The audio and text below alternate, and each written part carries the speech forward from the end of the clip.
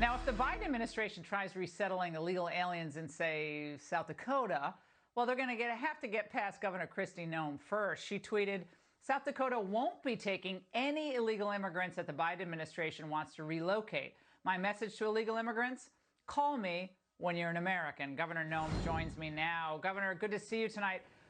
Now, how would this work? How would you enforce this?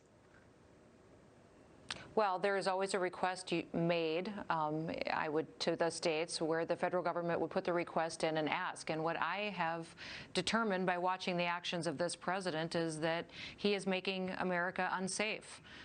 These are people that are crossing our border illegally. We do not know who they are. Multiple news sources have told us that we have people on the terrorist watch list that are getting into this country this way, and they're not going to find a place here in South Dakota. Are they legally required to alert you to this, since they say, and I've heard them say this before, Governor, that this is a federal authority. The federal government is uniquely, charged with doing this. So, we're going to resettle them where we think, as a federal authority, that makes sense. They have in the past always communicated with governors. I wouldn't put it past this administration to do it very differently or do it in a way that they didn't have the authority to. Listen, from what we're seeing happen at the southern border and what we're seeing happen in so many of our cities that this administration isn't shutting down, it's dangerous. It's dangerous to America, to the people that live here, and it's going to take governors standing up and setting down the rules on what's really going to happen in their states.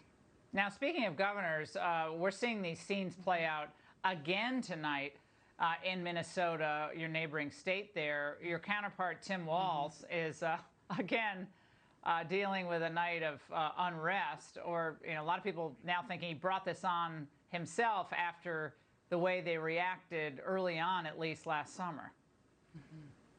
Well, the people of Minnesota are suffering, and we're their neighbors, and we see a lot of them moving to South Dakota, frankly, to get away from that type of leadership. You need to have strength, make decisive decisions that are best for your people, and you need to support your law enforcement officers.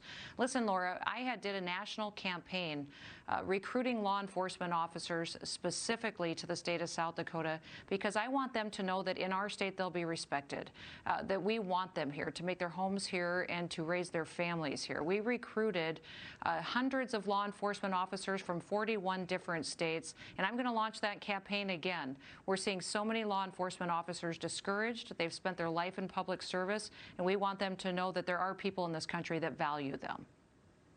And Governor Walz endorsed a package of these really radical police so-called reforms last summer, and seems like this is the result. And we have this officer charged for, she's been charged with second-degree manslaughter.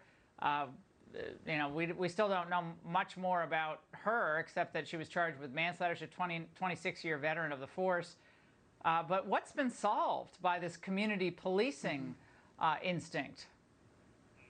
I don't know what community policing looks like to everybody either, or what that definition really is. I think one of the saddest things I saw, Laura, was when that man lost his position for just saying that there is such a thing as due process.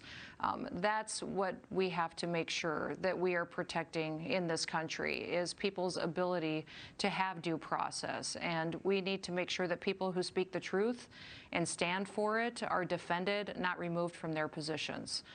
It's what Governor Walz is enduring. Yeah, go ahead. What Governor Walz is doing in Minnesota is tragic. It's harmful to his state and to his people.